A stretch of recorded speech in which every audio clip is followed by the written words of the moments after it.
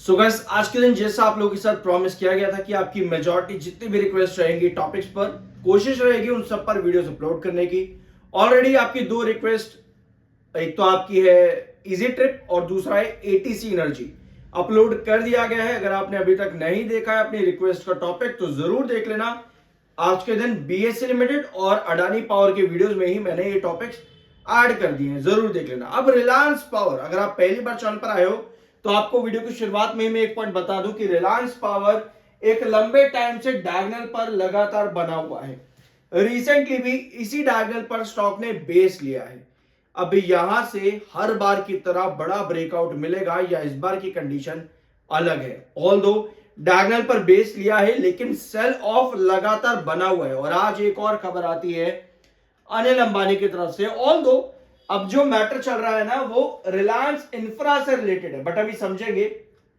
आज के दिन रिलायंस पावर में 13.77 मिलियन शेयर्स ट्रेड करते देखने को मिले।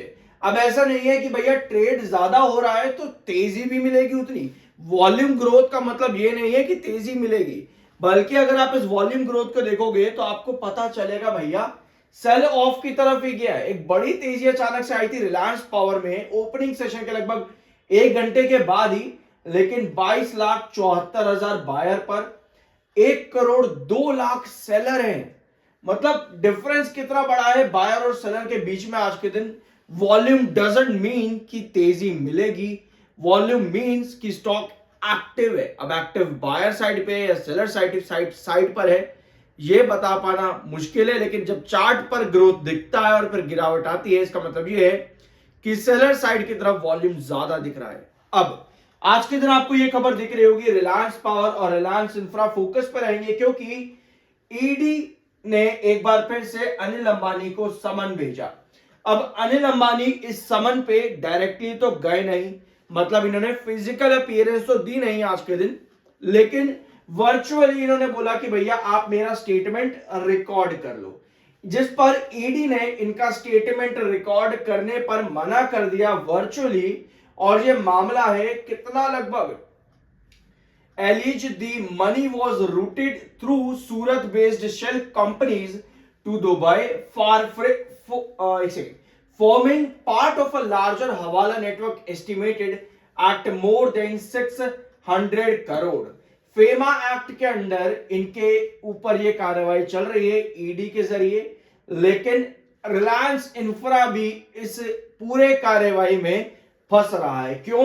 क्योंकि लगभग 40 करोड़ का जो प्रोजेक्ट था हाईवे इंफ्रास्ट्रक्चर प्रोजेक्ट, वहां पर भी घोटाले की बात है। 2010 का ये हाईवे प्रोजेक्ट था, जयपुर रिंगूज हाईवे प्रोजेक्ट 2010 के कॉन्ट्रैक्ट का। इस पर भी इन्वेस्टिगेशन चल रही है, जिस पर अनिल अंबानी ने कहा है कि भैया मेरा पूरा कोऑपरेशन रहेगा, लेकिन फिजिकली अपीयरेंस तो इन्होंने दी नहीं।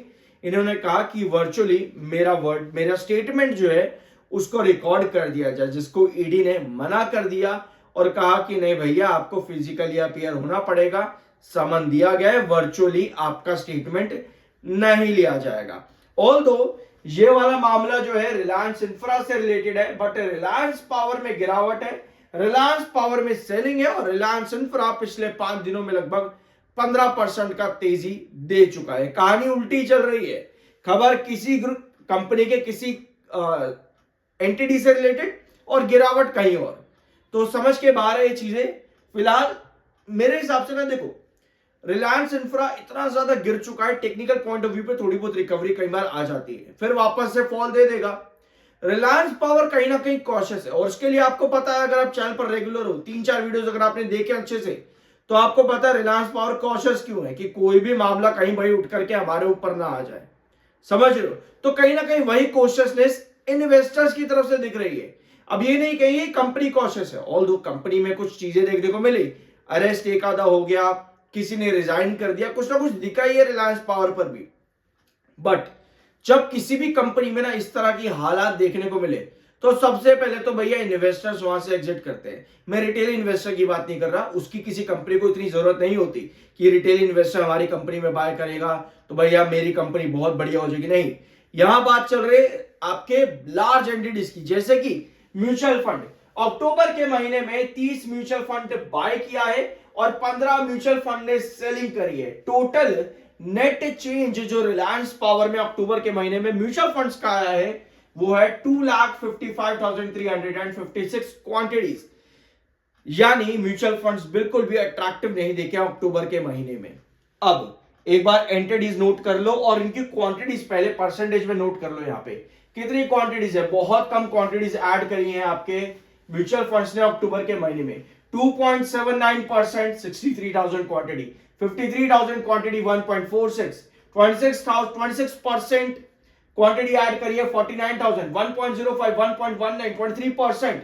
क्वांटिटीज बहुत कम है, बहुत कम क्वांटिटीज है। सेल ऑफ भी आया है, यहां पर आप देख सकते हो सेल ऑफ भी है म्यूचुअल फंड्स की तरफ से 3.34% सेलिंग भी आई है। ठीक है, 30,000 क्वांटिटी सेल करी गई है म्यूचुअल फंड्स की तरफ से और टोटल जो एड ऑन किया गया है एट द एंड बायर और सेलर को घटा बटा के 2,55,356। तो ये है म्यूचुअल फंड्स का डाटा। ज्यादातर एंटरटेन्ड नहीं दिखे म्यूचुअल फंड अक्टूबर के महीने में इन रिलायंस पावर। ठीक है, तो ये कंडीशन सेलर आपने देख ली है। अभी भी आपका वार मार्जिन 100% पर ही है, यानी आपको वॉलेटिलिटी अभी भी देखने को मिलती रहेगी रिलायंस पावर में। High low price war was greater than 100% in previous 6 months, यानी वॉलेटिलिटी अभी भी आपकी हाई रहेगी। टेक्निकल पॉइंट ऑफ व्यू पे 41.2 का आरएसआई एंड 43 का एमएफआई, टेक्निकल अभी भी न्यूट्रल है और रिलायंस पावर भी यही कर रहा है। टेक्निकल पॉइंट ऑफ व्यू पे छोटी छोटी रिकवरी आती है बट वो सस्टेन नहीं हो पाई थी। याद होगा आपको 44 और 47.50 का रिस्ट्रिक्शन, ये दो लेवल्स के बीच में, तब भी आपका वार मार्जिन 100% पर था। हाई वॉलेटिलिटी रहती थी, एक सेशन तेजी, अगले सेशन गिरावट। अब ये डायगोनल जो अभी आपने देखी वीडियो की शुरुआत में, ये बहुत इंपॉर्टेंट बेस डायगोनल है। हर बार आपको यहीं से ब्रेकआउट मिले, हर बार, लेकिन इस बार की कंडीशन अलग है। बट स्टिल स्टॉक पूरी तरह से कामयाब रहा इस डायगोनल पर ही वापस रिकवरी देने पे। ऑल दो सेलर बहुत एक्टिव है, सेलर काफी ज्यादा एक्टिव है। 42 पे कहीं ना कहीं रिस्ट्रिक्शन आप क्रिएट कर लिया है रिलायंस पावर ने। ऊपर की टेल आपको जब भी 42 के आसपास आता है सेल ऑफ की तरफ नजर आती है। हमें चाहिए यहां पर कुछ पॉजिटिव आउटकम आने की, कुछ पॉजिटिव मिलता है इन केसेस के अगेंस्ट में। रिलायंस पावर खुद को पॉजिटिव अगर कुछ मिलता है तभी आपको फर्दर ब्रेकआउट्स मिलेंगे, जिस तरह इस डायगोनल से आपको हर बार मिला है, तभी ब्रेकआउट्स मिल पाएंगे। अदरवाइज यहां पर कहीं ना कहीं कॉन्शियसनेस बनी हुई है कि कुछ उल्टा हमारे ऊपर पड़ करके ना आ जाए। मुझे पर्सनली लगता है ये रीजन है।